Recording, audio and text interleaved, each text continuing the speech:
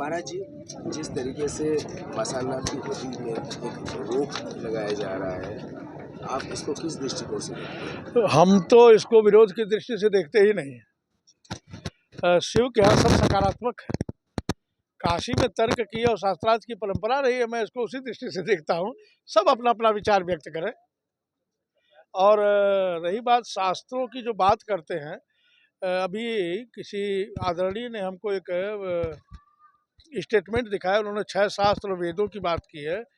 तो उनकी जानकारी के लिए मैं बता देना चाहता हूँ कि वेदों में त्योहारों का कोई वर्णन नहीं है, जहाँ तक मैं जानता हूँ। और शास्त्र में त्योहारों को खोजेंगे, लोक परंपराओं को खोजेंगे तो वो नहीं मिलने। आपने किसी शास्त्र में, आप भी काशी से अगर होंगे और हिंदू धर्म से संबंधित होंगे, तो आपने शास्त्रों को कुछ न कुछ जरूर सुना और पढ़ा होगा। आप हम बताएंगे कि किस जगह रंग खेलने का उल्लेख है शास्त्र में? कहीं दिवाली में पटाखा फोड़ने का उल्लेख है क्या? कहीं शादियों में मंडप से अतिरिक्त जो जयमाल और घोड़ी चढ़ने की और पटाखा फोड़ने की और बारात निकालने की जो परंपरा है, उसका उल्लेख है क्या? मगर काशी विध्वस्त परिषद द्वारा इसमें लगातार रोक लगाई जा रही है। कह रहे कि भीड़ काफी हो रहा है, महिलाएं आ रहे हैं, नर मुंड की मालाएं पहन के जो है हमारे इस चीज को, परंपरा को बिगाड़ दे रहे हैं। ये तमाम हवाला दिया गया है।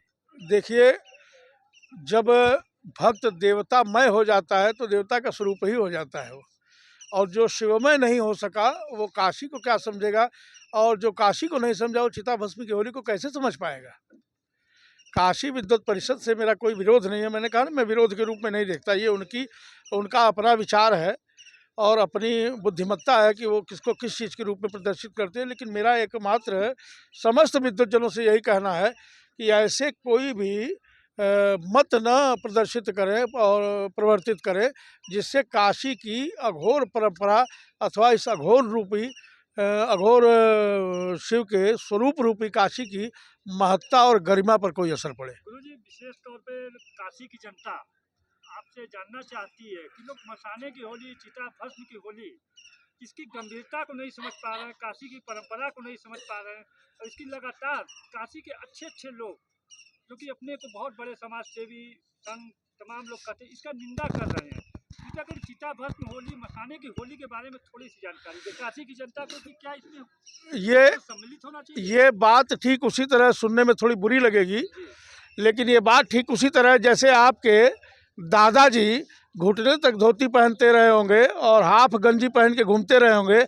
आप कोट पैंट पहनने लगे तो आपके दादाजी जो थे वो गंवार और बेवकूफ़ साबित हो गए, मूर्ख साबित हो गए। ये बात तो उसी का द्योतक है। काशी की जो परंपरा है वह औत्सविक परंपरा है, उत्सव की परंपरा है। यहाँ मृत्यु नहीं होती, यहाँ मोक्ष होता है।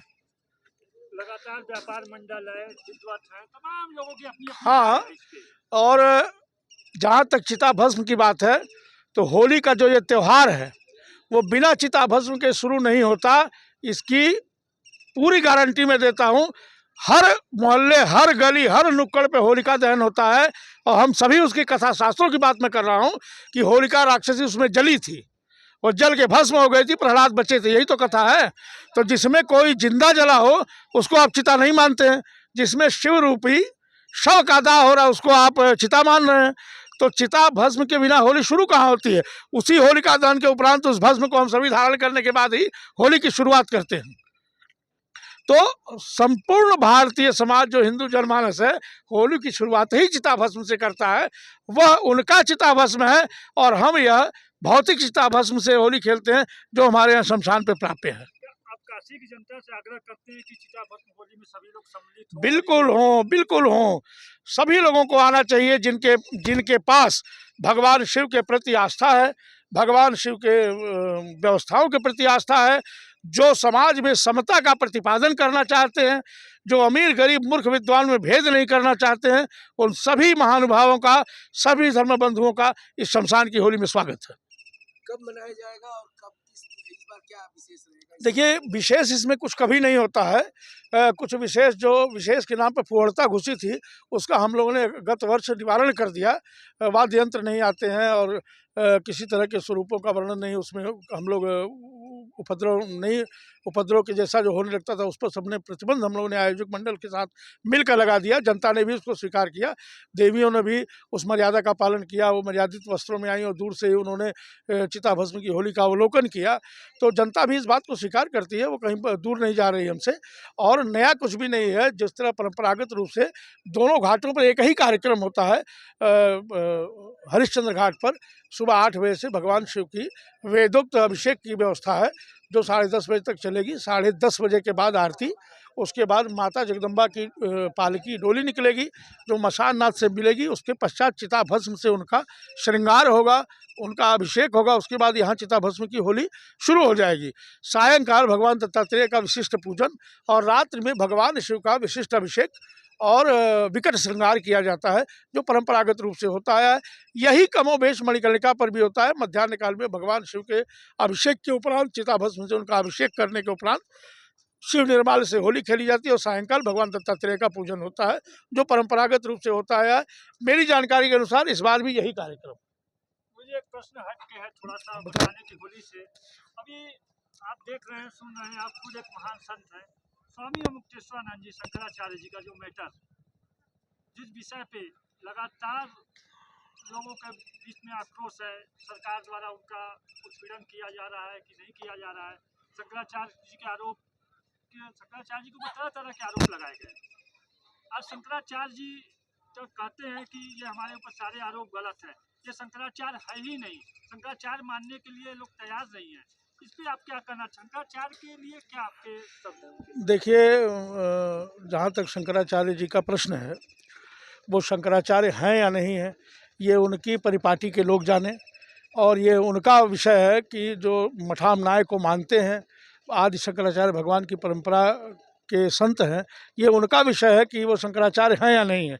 ये आम जनता का विषय भी नहीं है, ना हमारा विषय है, क्योंकि मैं उस परंपरा से नहीं आता। हम अघोर परंपरा के अनुयायी हैं, अघोर परंपरा को जानते हैं। मैं एक बात मानता हूँ कि अगर इस तरह के आरोप अनुचित ढंग से किसी संत पर, देखिए वो संत तो हैं, संत हैं, वो उनका स्वरूप संत का है, वो संत हैं। तो शंकराचार्य होना ना होना एक डिफरेंट मैटर है, दूसरी बात है। लेकिन संत के रूप में भी उनका उत्पीड़न नहीं होना चाहिए अगर हो रहा है तो।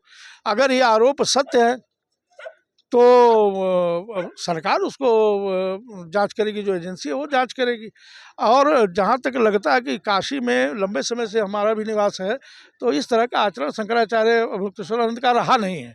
न इस तरह का कभी कोई आरोप हम लोग के सुनने में आया, न जन संवाद में आया। तो अब क्या है क्या नहीं है, ये तो अति भविष्य के गर्भ में है। और उनको उत्पीड़न लग रहा होगा तो वो जानते होंगे इस बात को। परंतु इस बात को योगी जी वर्ष से जो शंकराचार्य जी बनाकर प्रस्तुत किया जा रहा है, कहीं ब्राह्मण वर्ष से क्षत्रिय बना के प्रस्तुत किया जा रहा है, यह निश्चित रूप से गलत बात है। इसको इस दृष्टि से नहीं देखना चाहिए। और जिसने यह आरोप लगाया है उसके ऊपर भी विचार करना चाहिए कि वह कितना व्यवस्थित महापुरुष है और उनका बैकग्राउंड क्या रहा, ये भी देखना चाहिए सबको। तो कुल मिलाकर के शंकराचार्य हैं या नहीं, ये प्रश्न हमारा आपका नहीं है। वो एक संत है, एक संत के रूप में उनकी मर्यादा होनी चाहिए। शंकराचार्य जी का एक बहुत विशेष, शुरू से हम लोग देख रहे हैं, काशी की जनता देख रही है, गौ माता को लेकर उनका एक बहुत महत्वपूर्ण आंदोलन चल रहा है कि गौ हत्या बंद हो, देश में गौ माता को राष्ट्रमाता घोषित किया जाए। तो क्या आप इन सब चीज़ों का उनका समर्थन करते हैं? नहीं, देखिए, अगर हम माता की बात करते हैं, क्योंकि बहुत से पार्टी के लोग गुरुदेव और इसमें न उनका समर्थन न इस विषय में बोल रहे हैं, ये बहुत दुखद बात है। देखिए, गौ रक्षा जो है वो सनातन का बड़ा संवेदनशील विषय रहा है। समस्त हिंदू धर्मावलंबी गौ को अपनी माता मानते हैं और गौवध तो बंद होना ही चाहिए। और स्वयं हमारे जो प्रदेश के राजनीतिक मुखिया हैं, वह एक ऐसे पीठ के मुखिया है जिसका नाम ही गौरक्ष पीठ है। तो इसे गौ रक्षा की बात करना तो समीचीन है। और शंकराचार्य का संत के रूप में जो गौरक्षण का कार्य है वह महत्वपूर्ण है और अभिनंदनीय है। हर संत को इस विषय पर ध्यान देना चाहिए। और हमारे वर्तमान गोरक्ष पीठाधीश्वर जो है आदरणीय योगी जी, वो भी एक बहुत बड़े गौ सेवक है। मैंने अपनी आंख से देखा है कि वो नियमित रूप से गौ सेवा करते हैं। तो शंकराचार्य जी का यह प्रयास अभिनंदनीय है कि गौ हत्या बंद करके गौ माता को राष्ट्रमाता माता का दर्जा मिलना चाहिए।